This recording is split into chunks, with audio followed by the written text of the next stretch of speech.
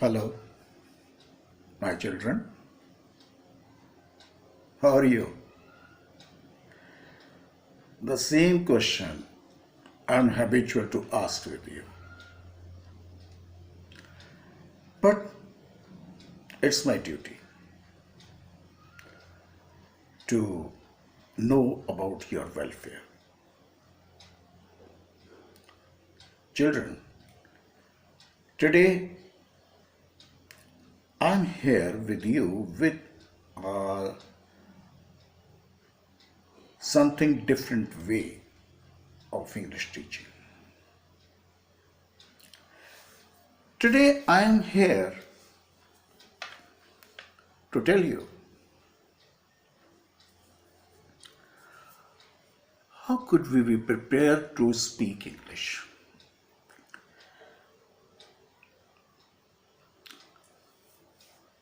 There are so many children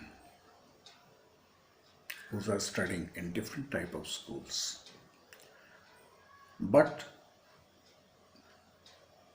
they have a desire to speak English,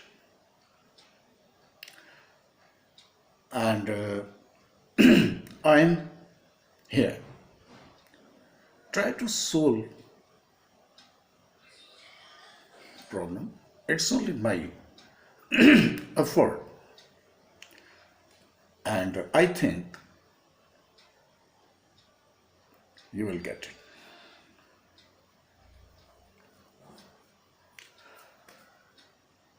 Some students phoned me and requested me to speak something in Hindi and English. तो कोई बात नहीं बेटा, मतलब तो आपको ठीक से समझ में आने से है। तो बेटे 3 शब्द हैं जिनका हम इस्तेमाल करते हैं, is, am, are. Is am are का इस्तेमाल करने के लिए हम कोई लंबी चौड़ी भूमिका नहीं है हमारे पास।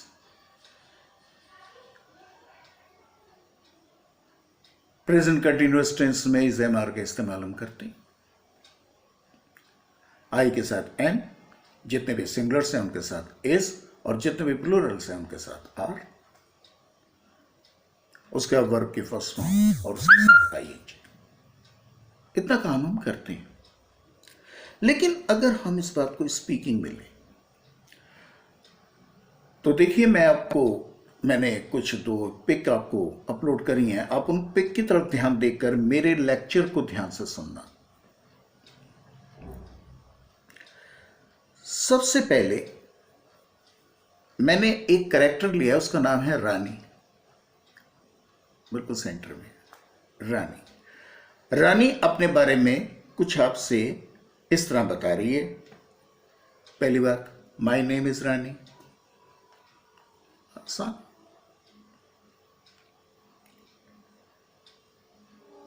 मैं भारतीय हूं और मैं दिल्ली में रहती हूं। I am Indian and I am from Delhi.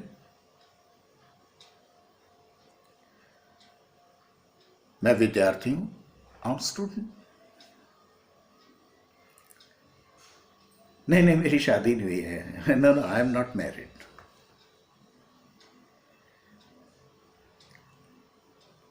मेरा जो मनपसंद कलर है वो ब्लू है। My favourite colour is blue. मेरा जो मनपसंद गेम है वो तैरना है और क्रिकेट खेलना है। तो my favourite sports are swimming and cricket. मुझे गाना गाना बहुत अच्छा लगता है। I am interested in singing. देखिए, इज एम आर का एक छोटे से वार्तालाप में कैसे इस्तेमाल हुआ। आप इसको अपने ढंग से भी कर सकते हैं। फिर इसी बात को मैंने आगे बढ़ाया बी पार्ट में। शॉर्ट में कैसे लिखना है। आई एम, IM, AM, इसको शॉर्ट करना है। सबसे पहले आप आई लिखेंगे, आई के बाद ऊपर की तरफ कॉमा डालकर, कॉमा लगाकर आप अल्फाबेटिकली एम बना देंगे। I, okay.